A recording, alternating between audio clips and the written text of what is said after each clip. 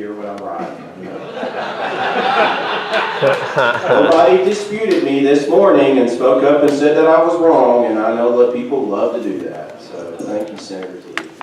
Even you didn't say I was wrong this morning. So let me ask a question about this. We have been spending the interest money off this for different programs, but not the principal over the last something years. I think we pulled 30 million out of it in the economic downturn, the interest off of it for The that. interest off of it. And have we not been spending some of this interest money on different things over the years, at least to some level? Mr. Anderson, can you answer that question? So his question is, have we been spending the interest on other things than that 30 million that we spent in the economic downturn? Medicaid was what we transferred that to, Yeah. through special language. Yeah, but in not just that 1 year, but have we not been spending some of that interest on, we have not? Okay, so the interest off of this, once you put it in there, is going to just stay there? Yes. Okay.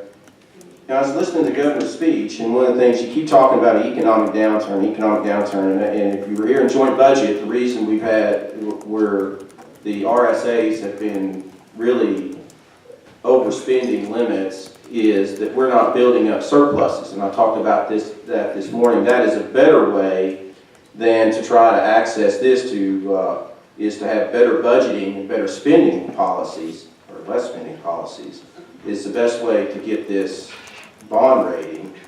But you keep talking about an economic downturn, and the dangerous thing about right now, and I said in joint budget, and I'll say it again for those that are here, is, as I said this morning, we're predicting no surplus at all, and we're not in an economic downturn.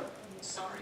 So that's what's really unusual and so dangerous that a lot of these people ignore and want to just keep saying something, they're going to fix it later, I guess. But one of the triggers I thought the governor was talking about in his speech was, well, if we don't hit revenue projections. So if, like I said this morning, it was unrealistic to have the increase last time, because you're not meeting it this time. It's unrealistic to have 2.9% growth this next time. It is phenomenally unrealistic to have 4.9 in year 2, like the governor in his supposed balanced budget. So will that access this, even if we don't have an economic downturn, which we're not, and we're bad financial shape, which is, when you led us into bad financial shape in a non-economic downturn, that ought to show how bad a job you've done.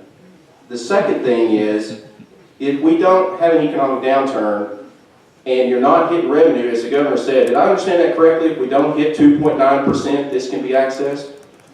Or if you don't hit 4.9 the next year, can this be accessed? If revenue is less than 3%, as I recall.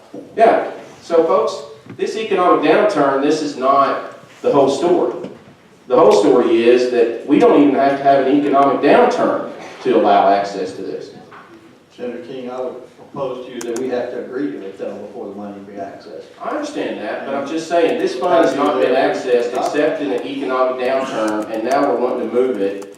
And there are a lot of other ways that can be done to increase our bond rating by better budgeting and better policies than to keep moving this to try and have access to something if we get in trouble, which we're in trouble. Thank you, Senator King. Yep. Oh my God.